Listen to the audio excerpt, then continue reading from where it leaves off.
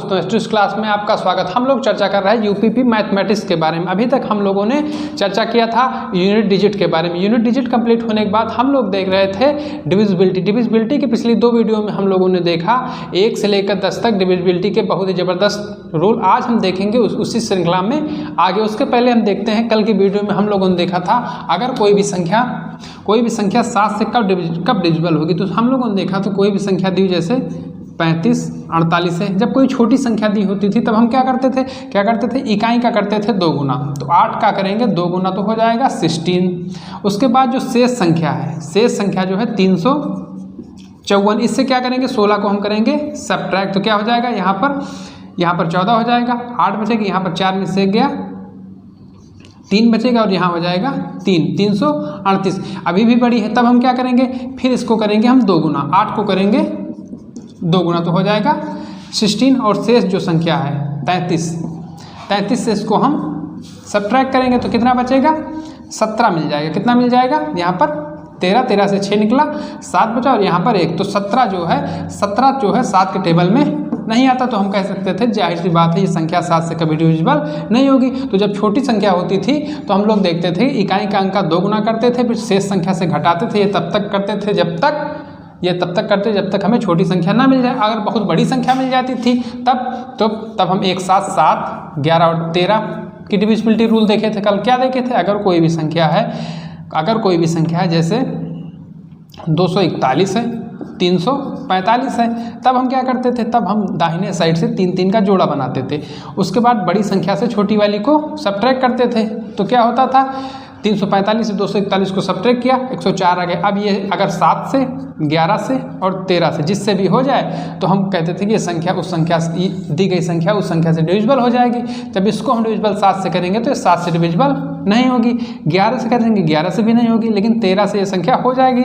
ये संख्या जो है 13 से हो जाएगी तो हम लोग कहेंगे दी गई संख्या भी 13 से डिविजिबल हो जाएगी। उसके बाद हम लोगों ने देखा था डिविजिबिलिटी रूल 8 का। 8 में हम लोगों ने देखा था अगर इकाई और दहाई के स्थान पर 0 हो, जैसे कोई भी संख्या चाहे जितनी बड़ी हो, अगर इकाई और दहाई के स्थान पर इकाई दहाई और सैकड़ा के स्थान पर 0 है तो संख्या हमेशा 8 से डिविजिबल हो जाती थी। और अगर इकाई दहाई और सैकड़ा, जैसे कोई भी संख्या है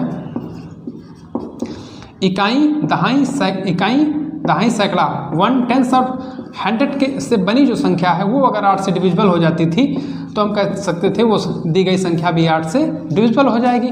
उसके बाद हम लोगों ने देखा था डिविजिबिलिटी रूल ऑफ 9। तो 9 में हम लोगों ने देखा था या तो अंकों का योग जो है अंकों का योग 9 से डिविजिबल हो जाए, या दी गई संख्या कोई भी जैसे 4 है, 5 है, 6 है, 3 है, 8 है, 0 है, 3 है, 6 है, 5 है, 4 है।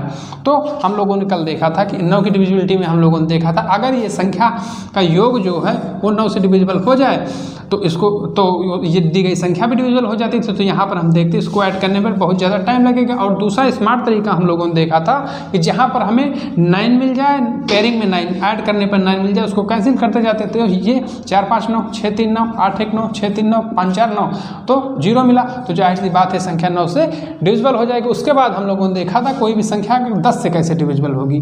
तो 10 की डिविजिबिलिटी जो है सबसे आसान क्या है, इकाई के स्थान पर अगर 0 है तो संख्या हमेशा 10 से डिविजिबल हो जाती थी, संख्या चाहे जितनी बड़ी हो। हम लोग देखेंगे डिविजिबिलिटी रूल ऑफ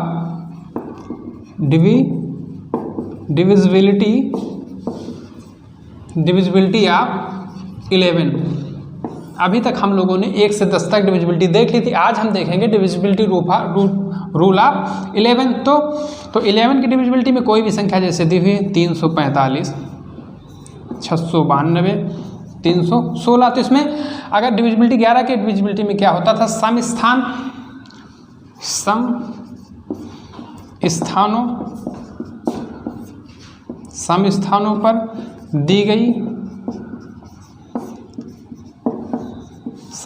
पर दी गई संख्या का योग तथा विषम स्थानों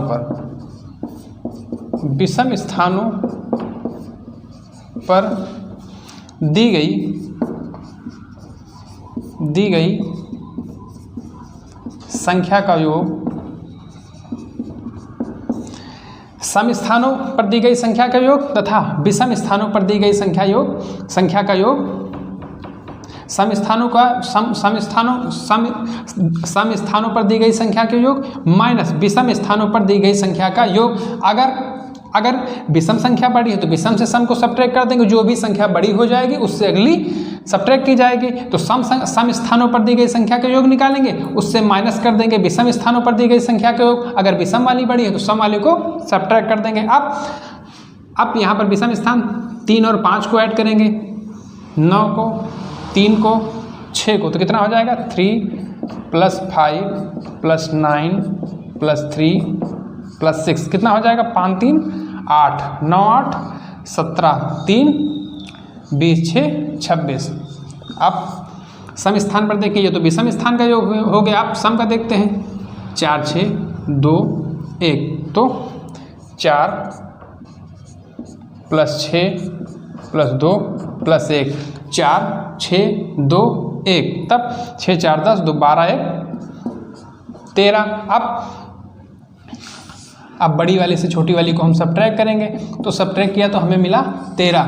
और बड़ी सम स्थानों पर दी गई संख्या और विषम स्थानों पर दी गई संख्या को हम सब्ट्रैक्ट करते हैं। उसके बाद उसके रिजल्ट में हमेशा या तो 0 मिले या हमें 11 मिले, तभी कोई संख्या दी गई संख्या 11 से डिविजिबल होगी। तो यहाँ पर मिला 13, 13 मिला, और 11 के टेबल में 13 कहीं आता नहीं है, तो जाहिर सी बात दी गई संख्या कभी 11 से सब्ट्रैक्ट दी गई संख्या कभी भी 11 से डिविजिबल नहीं होगी। पहले हम विषम स्थानों को ऐड किए, उसके बाद सम स्थान को ऐड किए, तो जिसकी संख्या ज़्यादा है, जिसकी वैल्यू ज़्यादा है, 26 है, ये 13 है, सब्ट्रैक्ट किया, उसके बाद इसका रिजल्ट या तो 0 आता या 11 आता, तब जो है दी गई संख्या 11 से डिविजिबल होती है। और इसका मान आया 13, और 13 11 के टेबल में कभी नहीं आता। दूसरी संख्या हम देखते हैं, दूसरी संख्या हम देखते हैं, यहाँ पर क्या होगा। अब विषम स्थान को ऐड करेंगे, 6 4 10 3 13 3 16। अब 5 5 10 6 16 और 2 18, तो 18 से 16 जब सब्ट्रैक्ट करेंगे 2 आएगा। और सब्ट्रैक्ट कब होगी, या तो 0 मिले या 11 मिले, या 11 का कोई मल्टीपल मिले, तो जाहिर सी बात ये संख्या कभी 11 से डिविजिबल नहीं होगी। अगली संख्या देखते हैं, 4 है, 5 है, 6 है, 5 3 6 4 5 6 5 3 6 3 2, तो यहाँ पर 6 4 10 10 3 13 13 3 16 16 2, और यहाँ पर भी हम कर लेते हैं 2, तो 16 2 हो जाएगा 18 यहाँ पर हो गया। और यहाँ पर 5 5 10 6 16 16 2 18 18 माइनस 18 बराबर 0। तो दी गई संख्या ये जो है हमेशा 11 से डिविजिबल होगी, क्योंकि सम स्थानों का योग और विषम स्थानों का योग मिला 0 मिले या 11 मिले, तो ये संख्या हमेशा 11 से डिविजिबल हो जाएगी।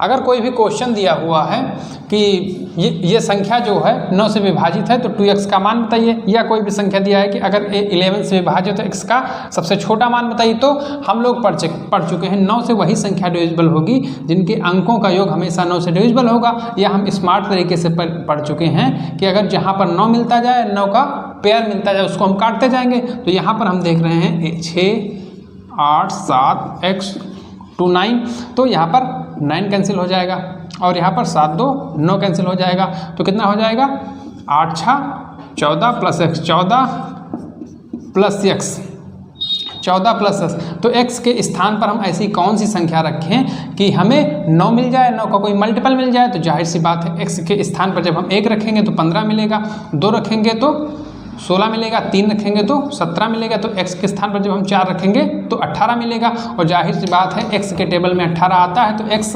x इक्वल टू क्या हो जाएगा 4 हो जाएगा। तो क्या हो जाएगा 14 + 4 = 18, और 18 हमेशा 9 से डिविजिबल है। तो x के बराबर क्या रखेंगे 4, तो इसका मान क्या हो जाएगा 2 × 4 = 8, 2x बराबर हो जाएगा 8।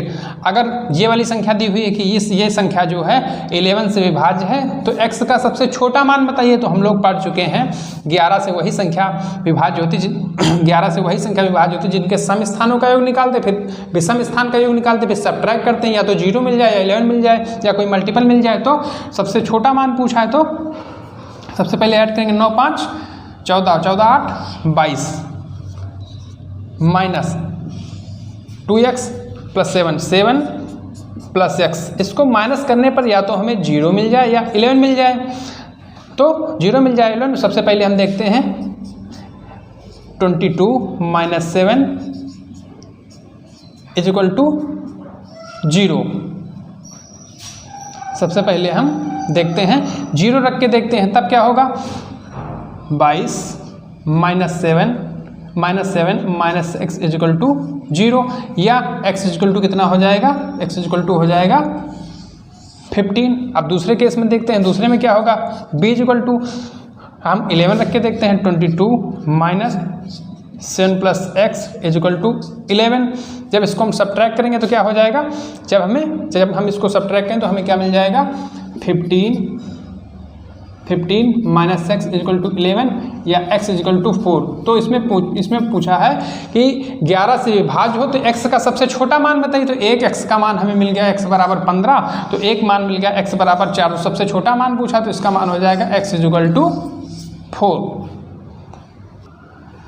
अगर कोई भी क्वेश्चन इस टाइप का दे दिया जाए तो हम कैसे सॉल्व करेंगे। दी गई कोई भी संख्या दी गई और कहा 11 से विभाज्य है तो x का मान बताइए। तो हम लोग पढ़ चुके हैं, पहले हम क्या करते हैं विषम स्थानों का योग करते हैं। विषम स्थानों का योग करने के बाद हम क्या करते हैं सम स्थानों का योग करते हैं। उसके बाद जो है उनका हम डिफरेंस निकालते हैं। डिफरेंस अगर 0 आ जाए या 11 आ जाए तो संख्या हमेशा 11 से डिविजिबल होती है। यहाँ पर हम जब ऐड करेंगे तो 6 4 3 7 7 3 10 10 8 18 माइनस, जब हम सम स्थान को ऐड करें तो क्या हो जाएगा 9 6 15 x। तो क्या हो जाएगा 15 प्लस x, तब 0 के बराबर है तब 18 minus 15 minus x is equal to 0। तब जो 15 है 3 बचा minus x is equal to 0 या x इज इक्वल टू 3। तो x का मान क्या हो जाएगा, ये संख्या जो है 8 से विभाज्य है तो n का मान बताइए। तो 8 की डिविजिबिलिटी में हम पढ़ चुके हैं कि इकाई के स्थान पर, दहाई के स्थान पर और सैकड़ा के स्थान पर 1 टेंस और 100 के स्थान पर बनी संख्या अगर 8 से डिविजिबल हो जाए तो संख्या हमेशा 8 से डिविजिबल हो जाएगी। तो यहाँ पर इसको हम यहाँ पर 58, अगर ये 8 से डिविजिबल हो जाए तो जाहिर सी बात है संख्या भी 8 से डिविजिबल हो जाएगी। तो 8 का जब हम टेबल पढ़ेंगे तो क्या हो जाएगा 56। तो 2 इस साइड आ गया। तो इसके आगे कौन सी संख्या लिखें, 0 लिखें, 1 लिखें, 2 लिखें, 3 लिखें या 4 लिखें कि ये जो संख्या है ये 8 से डिविजिबल हो जाए। तो 8 के टेबल में 20 आता नहीं, 21 आता नहीं, 22 आता नहीं, 24 आता नहीं। तो n के स्थान पर हमेशा हमें क्या लिखने पर, जब हम 4 लिखेंगे तो क्या हो जाएगा 58। जब 8 से हम इसको सब्ट्रैक्ट करें तो यहाँ 56 हो जाएगा, 2 साइड जाएगा 53। तो n इज इक्वल टू क्या हो जाएगा 4। और अगर जो है इकाई, दहाई और सैकड़े से बनी संख्या जो है 8 से डिविजिबल होती है तो जाहिर सी बात है संख्या भी 8 से हमेशा डिविजिबल हो जाएगी। तो n इज इक्वल टू क्या हो जाएगा, n इज इक्वल टू 4।